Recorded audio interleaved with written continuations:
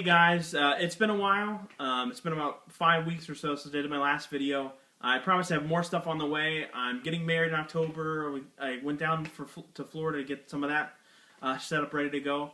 But I did go to a flea market and a game store while I was down there, so let's check out what I bought. Alright guys, so I went to a flea market. I didn't spend a whole lot of time there because it was hot as hell there. And there wasn't a whole lot of games there. I did, however, manage to get 2 games off some stank lady who obviously cared more about the internet pricing than actually, you know, making money at the thing. Like, I understand that stuff costs money, and she had some stuff that was up there a little bit in price, like $10, $15, $20, $25, what they're worth, but it's a flea market, wheeling and dealing. The best she could do for me, like, there was like 5 games that I picked out, and she was like, oh, $75, but I'll give it to you 70 because whatever. I couldn't go down any more than that. I couldn't do anything. It's a flea market, lady. If you want to sell stuff online, be my guest. But excuse me. Be my guest. But anyways, I bought 2 games from her. Really, they weren't great deals. I did manage to buy.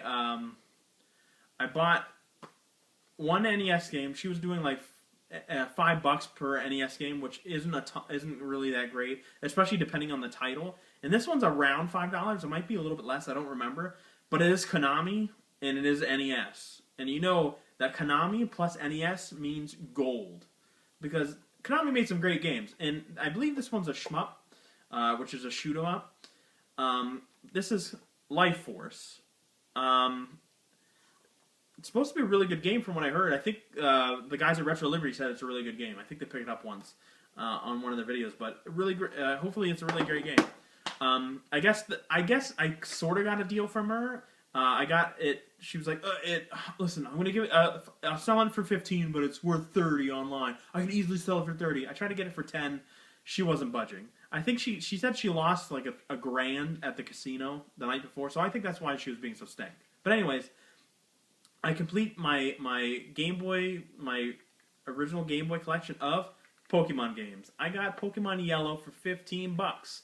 And it saves, so the battery's still good, at least for now.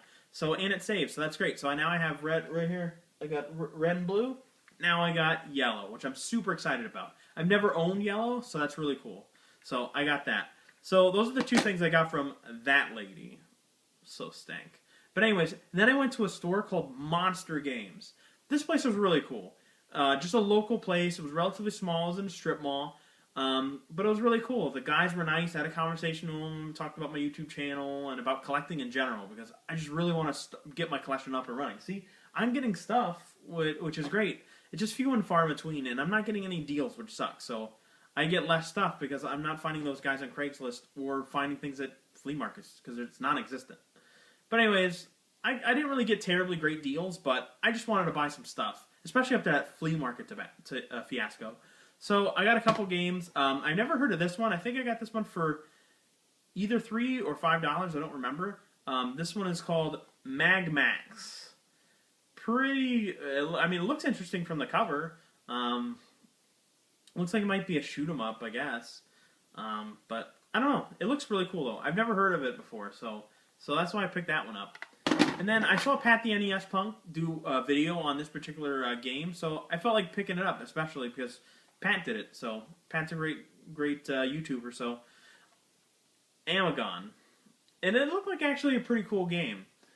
It's like a side-scrolling shooter, but it looked pretty cool from his review. So you know, if Pat says it's decent, it's probably pretty decent. I got a couple GameCube games. I got Resident Evil 4. Got it for $15. It's not a terribly bad deal. You know, but it's a classic. Also, I got Star Wars Rogue Squadron 3 Rebel Strike. I can't say it. Unfortunately, this particular game does not have a manual. So at some point, I don't know if I ever go to a convention and they have manuals, maybe I can get a manual for this. But $10, not bad. Love the game, love the Star Wars games. So the Rogue Squadron series is really good. Other than that, I did pick up. This one was for $6, so I'm sure it was a decent, was a okay deal. I got Crazy Taxi for the Dreamcast. This game is really popular, especially on the Dreamcast. This is definitely one of the highlights of the Dreamcast library, and the arcade was really awesome, a lot of fun. So I think $6 for this was a decent deal. And then last but not least, I did buy a Game Boy Pocket Green because I have a blue one and I really like the green one. Unfortunately, I did have to return it to Monster Games because the speaker didn't work very well. But with that money, I decided to, you know what? I bought something big with that money before, so I'm going to buy something big again. So I got a more expensive game for the Super Nintendo. This game is made by Squaresoft. Squaresoft on Super Nintendo for RPGs was probably let's say the greatest company, one of the greatest companies to make anything on Super Nintendo. They are as far as great games, consistently great games, they were the Konami of the Super Nintendo. Like they did games like Konami did on the NES. Square Enix, Squaresoft, before they got that Enix crap, was the shit. Now, unfortunately, this isn't Chrono Trigger because they wanted $100 for that, and I can't spend $100 on Chrono Trigger, especially when I have it on every system known to man. But this is an equally great game. And my cousin had it. I never really played it. I saw him play it. It looked good. It's Squaresoft. This game is Secret of Evermore. I got this game for $25. Again, it's worth about that, so it's not really a deal, but great game. It's worth the money. So I'm really happy to have it. And it's relatively rare, judging by my application that I have on the Apple App Store. It's probably the rarest game that I have for the Super Nintendo. It's not saying it's the rarest in the world, but as far as my small collection, this is the rarest of them. So, yeah, that was it. Hope you liked the video. Please like, subscribe. I have more stuff coming on the way, I promise you. I really hate these lulls, but I'm sorry. But, yeah, I'll check you guys later. Have a great night. Peace out.